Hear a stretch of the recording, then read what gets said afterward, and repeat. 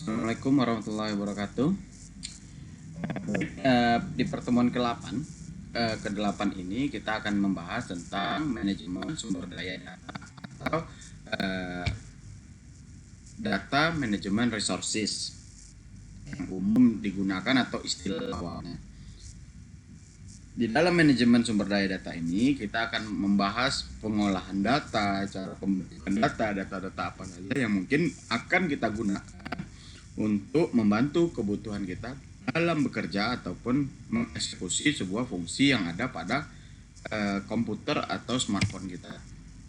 Nah, sebelum masuk ke sana, ada elemen-elemen pada basis data. Nah, pertama itu ada database. Di dalam database ada file, di dalam file ada record, dalam record ada field-nya. Apa saja. Oke, ini dia elemen dari basis data. Pengertian database menurut Gordon adalah koleksi atau kumpulan data yang mekanis, terbagi atau share, terdefinisi secara formal, dan dikontrol terpusat pada organisasi. Nah, itu menurut Gordon. Menurut CG, database adalah koleksi data operasional yang tersimpan dan dipakai oleh sistem aplikasi dari suatu organisasi. Itu menurut CG. Menurut Tony, database kumpulan sistem file-file yang terintegrasi yang mempunyai minimal primary key dan untuk pengulangan data. Menurut SAP, database adalah koleksi data-data yang saling berhubungan mengenai suatu organisasi atau enterprise dengan macam-macam use-nya atau pemakainya. Nah, itu dia beberapa pengertian menurut ahli-ahli atau orang-orang yang sudah mereview tentang penggunaan database. Nah, jadi dapat kita simpulkan adalah database kumpulan data yang saling berhubungan, yang diatur secara logis, yang dirancang dan dibangun untuk tujuan khusus. Nah, itu dia. Database di sini adalah representasi dari sebuah teknologi untuk mengumpulkan banyak fakta yang memungkinkan Anda untuk memotong dan membuang dan menggabungkan serta memasangkan data dengan beragam cara. Data pada sebuah database memiliki banyak makna. Bagaimanapun, menghubungkan banyak fakta dan data tidak bisa begitu saja disebut database. Database memiliki tingkat kerumitan dan dapat diperoleh secara manual atau dengan perangkat lunak pada komputer. Nah, jadi ketika kita butuh yang namanya menghubungkan sebuah data, membentuk pola data, dan mencari fakta-fakta yang ada di dunia nyata, kita pindahkan ke sistem, kita butuh namanya database. Sehingga database di sini membantu kita mengumpulkan atau menghubungkan beberapa data sehingga informasi yang kita dapatkan nanti jauh lebih berguna. Nah, di sini file adalah sekumpulan record yang saling berhubungan. Contoh file adalah data tentang siapa saja yang bekerja di departemen yang sama di sebuah perusahaan. Nah, jadi dalamnya itu termasuk alamat, nama, dan nomor jaminan sosial.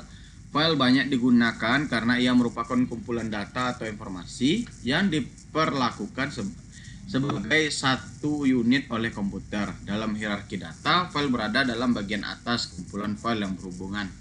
Nah, jadi begitu. Ketika kita punya file-file, itu adalah bagian atas dari sekumpulan hierarki data. Nah, itu yang disebut dengan file. Record adalah kumpulan field yang berhubungan. Masing-masing record menyimpan data hanya sekitar satu entitas yang bisa berupa orang, nama benda, tempat, benda, dan peristiwa atau gejala. Contoh record bisa saja nama dan alamat Anda dan nomor jaminan sosial. Nah, itu juga bisa dalam bentuk record. Nah, jadi yang pasti perbedaan antara file dan record yaitu kalau record hanya satu entitas saja, satu bagian saja. Kalau file bisa dari beberapa entitas. Nah, file yang tadi banyak kita sebutkan di atas, sebuah unit data yang berisi satu atau lebih karakter. Nah, ini bisa lebih spesifik lagi, kita sebut namanya field. Ia merupakan unit terkecil dari informasi berharga dalam database. Setiap field memiliki nama field yang menggambarkan jenis data yang harus dimasukkan ke dalam field. Contoh field adalah nama pertama Anda, alamat, atau jenis kelamin. Nah, itu kita sebut field tuh. Field dapat didesain dengan panjang maksimum tertentu. Field juga dapat didesain dengan tipe data yang berbeda. Nah, semisal hanya teks atau angka saja, tanggal, waktu. Nah, itu kita sebut field. Kita tentukan panjangnya berapa, lalu kita tentukan tipe datanya apa. Wajib angka kah atau bebas, mau bisa karakter atau tanggal, itu bebas. Kita bisa tentukan sendiri di dalam field. Nah, ada 4 jenis dari database. Jenis yang pertama yaitu data operasional.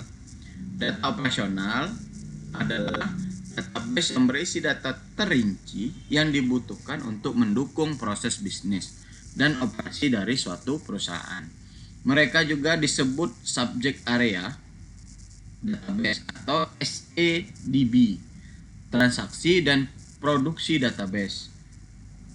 Contohnya database pelanggan, database pribadi, database inventaris, akuntansi, dan database akuntansi. Nah, itu disebut dengan database operasional karena berisi data-data proses bisnis atau yang rutinitas biasa kita lakukan. Nah, itu dah. Makanya DBMS, database relasional, itu biasa digunakan untuk database operasional. Ada juga database terdistribusi, adalah database yang dibuat replikanya dan didistribusikan ke berbagai server yang bertujuan untuk memberikan informasi terbaru. Nah, jadi ini dari sekumpulan atau replika atau mirror database operasional didistribusikan ke server yang bertujuan untuk memberikan informasi. Jadi misalnya bikin laporan, kita bisa ngambil laporan dari beberapa aplikasi, itu bisa kita bangun dengan konsep database terdistribusi. Nih contohnya itu database kelompok kerja lokal dan departemen di kantor regional, kantor cabang, pabrik, dan lokasi lainnya. Database ini dapat mencakup kedua segmen, yaitu operasional dan user database, serta data yang dihasilkan dan digunakan hanya pada pengguna situs sendiri. Jadi kita bisa share beberapa data di dalam organisasi yang sama, itu kita sebut dengan database terdistribusi. Yang berikutnya adalah database eksternal, di mana rangkaian informasi yang dapat diakses secara gratis dari berbagai layanan komersil online.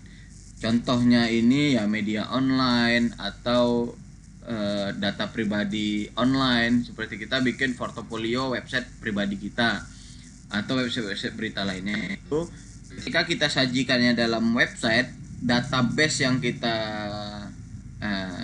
gunakan itu bersifat database eksternal.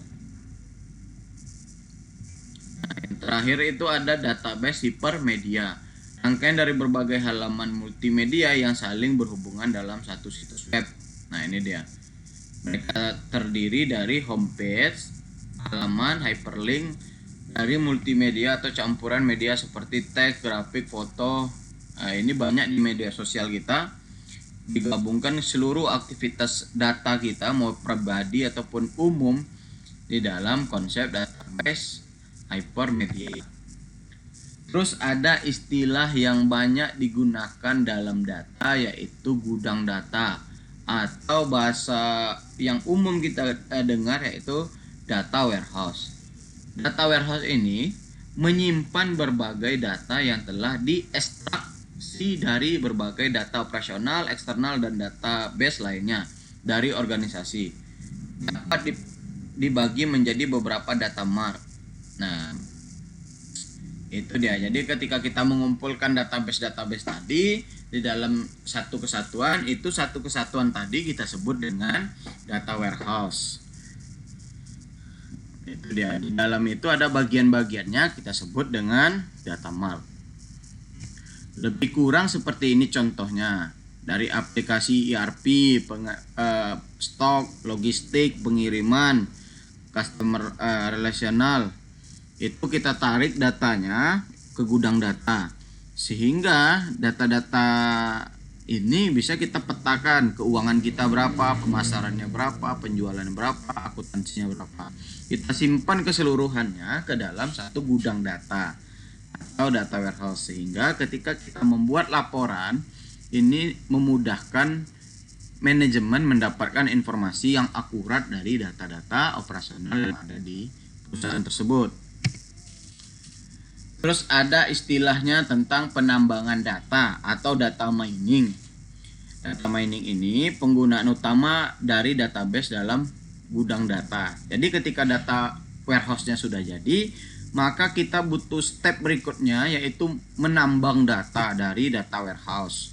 Kita tambang datanya untuk kebutuhan analytical, analisis bisnis, research, dan lain-lainnya untuk kebutuhan pengembangan bisnis atau strategi bisnis yang akan datang. Data di satu data warehouse dianalisis untuk mengungkapkan pola dan tren tersembunyi dalam aktivitas bisnis yang telah lewat. Nah, itu dia.